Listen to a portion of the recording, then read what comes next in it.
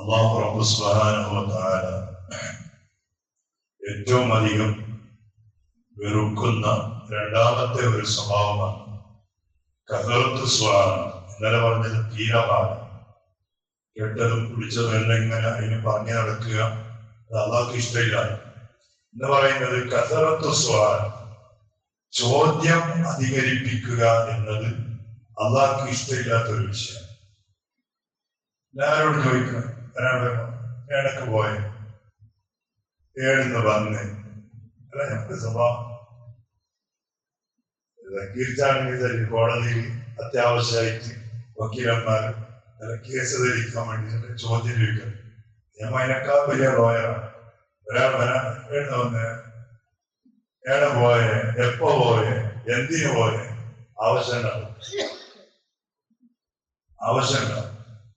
ഒരു നല്ല മനുഷ്യനാണെങ്കിലും ചിലപ്പോ ആരും അറിയാൻ എന്തെങ്കിലും തെറ്റ് വന്ന മനുഷ്യനായിരിക്കും. ഞമ്മോ ചോദ്യം ചോദിക്കുന്ന സമയത്ത് അയാൾ ചിലപ്പോ കളവ് പറയുന്നു. എന്താ കാരണം? നമ്മുടെ ചോദ്യം എന്തോ ഒരു ആവശ്യമില്ലാത്ത വിഷയത്തിൽ പോയി വന്ന് ഞങ്ങൾ ചോദിച്ചാൽ വന്ന് ഏടെ പോയെ. അപ്പൊ അയാൾ സത്യം പറയുക, കളവ് പറയും. അതിന് കാരണം ഉണ്ടാക്കിയ എന്താ? നമ്മുടെ ചോദ്യം ചോറ് വെച്ച കാര്യം നമുക്ക് എന്താ ആവശ്യം, കാര്യം എന്തെങ്കിലും ഞങ്ങൾക്ക് എന്ത് കാര്യമില്ലാതെ വെച്ചു വന്നായിരിക്കും. നമ്മളോട് ചോദിക്കുമ്പോ അയാളെ ഒരു സ്ഥാനം നിലനിർത്താൻ വേണ്ടി ചിലപ്പോ കോഴിക്കറി എന്ന് പറയും, ചിക്കൻ എന്ന് പറയും, പോത്ത് എന്ന് പറയും, പൊരലായിരിക്കും അവിടെ. അല്ലെ, ഇതാണ് കസറത്തു സുആൽ. മഹാനായ ഇമാം ഗസാലി റളിയല്ലാഹു അൻഹു പോലെയുള്ള മഹത്തുക്കൾ കിതാബിൽ എഴുതി വെച്ച വിഷയമാണ്. അല്ലാഹു തആല തീരെ ഇഷ്ടപ്പെടാത്ത ഒരു വിഷയമാണ്. ഇഷ്ടപ്പെടുന്ന മാത്രമല്ല, അള്ളാഹ്ക്ക് വലിയ ദേഷ്യം ഉണ്ടാവുന്ന ഈ സ്വഭാവക്കാരോട് അള്ളാഹ്ക്ക് ഭയങ്കരമായ വെറുപ്പുണ്ടാവും. കസറത്തു സുആൽ, ചോദ്യങ്ങൾ ഇങ്ങനെ അധികരിപ്പിക്കുക. എന്താ പറയാ, തൊട്ടയും കുറിച്ച് എല്ലാം ചോദ്യം. പൊരന്റെ അടുക്കളയിലുള്ള വിഷയങ്ങൾ വരെ പള്ളിയിൽ ഇരുന്നിട്ട് അല്ലെങ്കിൽ ബസാറിൽ ഇരുന്നിട്ട് ചോദ്യം ചെയ്യുന്ന കാലാണ്, ചോദ്യം ചോദിക്കുന്ന കാലാണ്. എത്ര മക്കൾ അങ്ങനെ എന്തത് വിട്ട്, എന്താ അങ്ങനെ തലാക്കാവാൻ കാരണം, നിൽക്കുന്ന മക്കൾ ഇല്ലാതിരിക്കാൻ കാരണം, എല്ലാം ചോദ്യം. ഒരിക്കലും പാടില്ല. കാരണം നമ്മുടെ സമയങ്ങൾ അനാവശ്യങ്ങളിലായി ചെലവഴിക്കുന്നു എന്നതിന് പുറമെ അല്ലാഹുവിന്റെ പ്രത്യേകമായ കോപം കിട്ടാൻ അത് കാരണമായിരിക്കും. പലരിൽ നിന്നും കളവ് പറയിപ്പിക്കാനും അത് സാഹചര്യങ്ങൾ ഒരുക്കും. കളവ് എന്ന് പറഞ്ഞാൽ പേടിക്കപ്പെടേണ്ട ഒരു വിഷയം. ഒരു സ്വഹാബി ഒരാൾ ഇസ്ലാമിലേക്ക് കടന്നു വരാൻ വേണ്ടിയിട്ട് ഹബീബായ റസൂലുള്ളാഹി തങ്ങളുടെ അടുത്ത് വന്നു.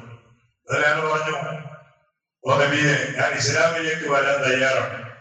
പക്ഷെ ഇസ്ലാമിലേക്ക് വരുന്നതിന് മുമ്പ് ഞാൻ ചെയ്തുകൊണ്ടുള്ള ഒരുപാട് തെറ്റുകളുണ്ട്. ആ തെറ്റ് ചെയ്യാൻ വേണ്ടിയിട്ട് എനിക്ക് അവസരം തരണമെന്ന് ചോദിച്ചു. എന്താ ഈ ചെയ്യുന്ന തെറ്റ് ചോദിച്ചു. അയാൾ പറഞ്ഞു, ഞാൻ വ്യഭിചരിക്കുന്ന ആളാണ്. അപ്പോ ഇസ്ലാമിൽ വന്നാലും വ്യഭിചാരത്തിന് ഒരു ഗ്രീൻ സിഗ്നൽ എനിക്ക് എപ്പോഴും തുറന്നു തരണമെന്ന്. പിന്നെ രണ്ടാമത് ചോദിച്ചു, പിന്നെന്താ ചെയ്യേണ്ടത്? അയാൾ, ഞാൻ കള്ളുകുടിക്കുന്ന ആളാണ് നബിയെന്നും, കള്ളുകുടിക്കുന്ന മനുഷ്യനാണ്. അപ്പൊ അതുകൊണ്ട് കള്ളുകുടിക്കുമ്പോഴും ഒരു സമ്മതം തരണോ? അപ്പോ പിന്നെ ഇത്ര കിട്ടിയാൽ മതി. ഈ രണ്ടിനും ഒരു അവസരം കിട്ടിയാൽ ഞാൻ ഇസ്ലാമിലേക്ക് വരാം. റസൂലുള്ളാഹി പറഞ്ഞു, പ്രശ്നമില്ല, നീ കള്ളുകുടിച്ചോ, നീ വ്യഭിചരിച്ചോ, പക്ഷെ നിന്നോട് ഞാൻ ഒരു ഉപദേശം പറയുന്നുണ്ട്, അത് പാലിച്ചാൽ മതി എന്നാണ് റസൂലുള്ളാഹിയോട് പറഞ്ഞു. കളവ് പറഞ്ഞില്ല മതി, കള്ളം പറഞ്ഞില്ലെങ്കിൽ മതി. വിചാരിച്ചോ, കള്ളം വിളിച്ചോ, കള്ളം പറഞ്ഞില്ലെങ്കിൽ മതിയോ, കളവ് പറയരുത്. സിമ്പിൾ വിഷയം നമുക്ക് അല്ലെ. ഏതാണ് ഇപ്പോ അയാൾക്ക് ഇസ്ലാമിലേക്ക് കടന്നു വന്നു. പിന്നെ അയാള് വ്യഭിചരിക്കാൻ വേണ്ടിയിട്ട് തീരുമാനിച്ചു. അയാൾ വ്യഭിചാരത്തിലേക്ക് വേണ്ടിയിട്ട് നിയത്ത് എഴുതി ഇറങ്ങി പോകുമ്പോ അയാളുടെ മനസ്സിലൊരു ചിന്ത വന്നു, ഞാനിപ്പോ വ്യഭിചരിച്ച്. എന്നിട്ട് റസൂലുള്ളാഹിന്റെ അടുത്ത് പോയിട്ട് റസൂൽ എന്നോട് ചോദിക്കും, നീ എന്ത് വ്യഭിചരിച്ചെന്ന് ചോദിച്ചാൽ ഞാൻ എന്താ പറയണ്ടേ?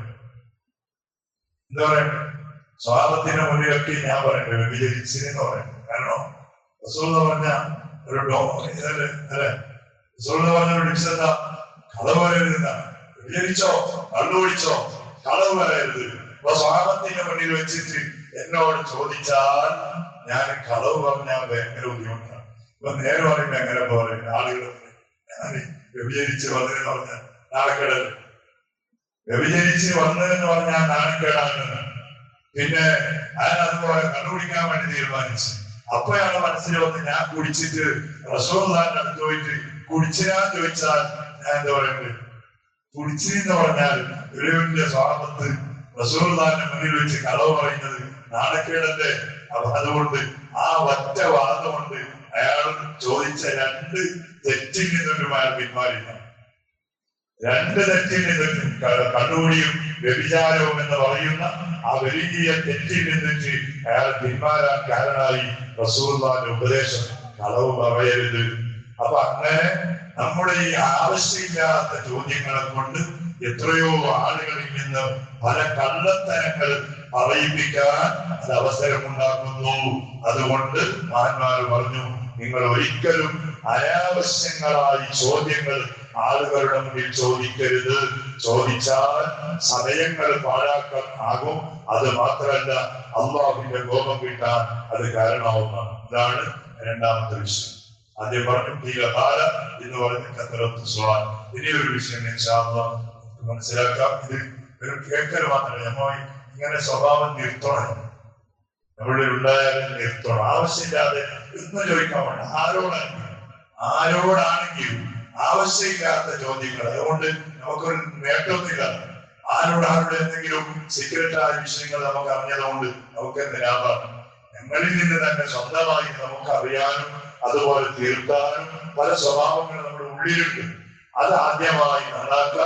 എന്നിട്ട് അള്ളാഹുവിലേക്ക് തൗബയിൽ മടങ്ങാം. പടച്ചറപ്പ് നമുക്ക് അങ്ങനെയുള്ള നല്ല മനസ്സും നല്ല കൽബും നല്ല സ്വഭാവവും പടച്ചറപ്പ് അവന്റെ ഫദല് കൊണ്ട് അനുഗ്രഹിക്കുമാറാകണം.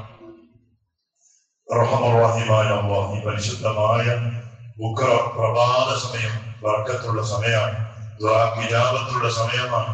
ആളുകൾക്ക് വേണ്ട എല്ലാ കാര്യങ്ങളും തീരുമാനിക്കുന്ന ഈ സമയത്ത് പടച്ചോനെ നിങ്ങൾക്ക് നമ്മുടെ വീട്ടുകാർ, ഞങ്ങളുടെ ബന്ധുക്കൾ, അയൽവാസികൾ, നാട്ടുകാർ, സ്നേഹിതന്മാർ, ഞങ്ങളുമായി ബന്ധപ്പെടുന്ന എല്ലാ ആളുകൾക്കും ജീവിതത്തിൽ ഹൈറായ പല കാര്യങ്ങൾ പടച്ചവനെ നീ തീരുമാനിക്കണേ. അല്ലാഹ് റബ്ബേ, ശർറായതും ഞങ്ങളെ പ്രയാസപ്പെടുത്തുന്നതും ഞങ്ങൾക്ക് ബേജാറുണ്ടാക്കുന്നതുമായ സർവ കാര്യങ്ങളിൽ നിന്ന് പരിപൂർണമായ രൂപത്തിലുള്ള സലാമത്തും ഹിഫ്ളും നീ നൽകണേ റഹ്മാനെ.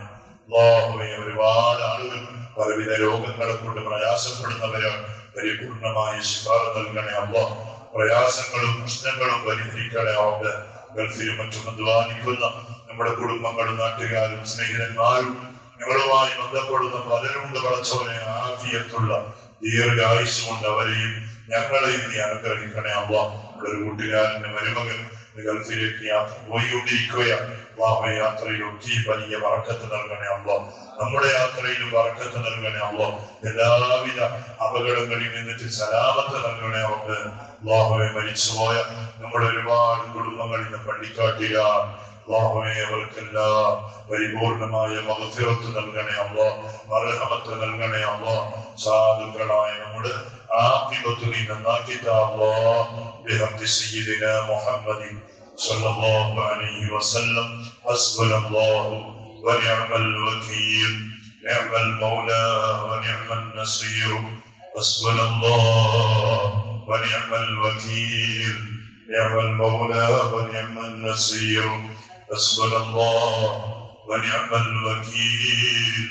നിഅമൽ മൗലാ വനിഅമൻ നസീർ. ഇൻഷാ അല്ലാഹ് ഇന്ന് ഇശാ കഴിഞ്ഞിട്ടാണ് ഇവിടെ പരിശുദ്ധമായ മജ്‌ലിസുൻ നൂർ ഓരോരുത്തരും പങ്കെടുക്കുക. ഇന്നലെ പറഞ്ഞതുപോലെ പ്രത്യേകമായി വീടുകളിൽ നിന്ന് 10 ക്ഷീരണിയായി കരുതണമെന്നും വളരെ സ്നേഹത്തോട് അറിയിക്കുന്നു. ആമീൻ. ബിഫദ്ലി സ്വല്ലല്ലാഹു അലാ മുഹമ്മദ് സ്വല്ലല്ലാഹു അലൈഹി വസല്ലം.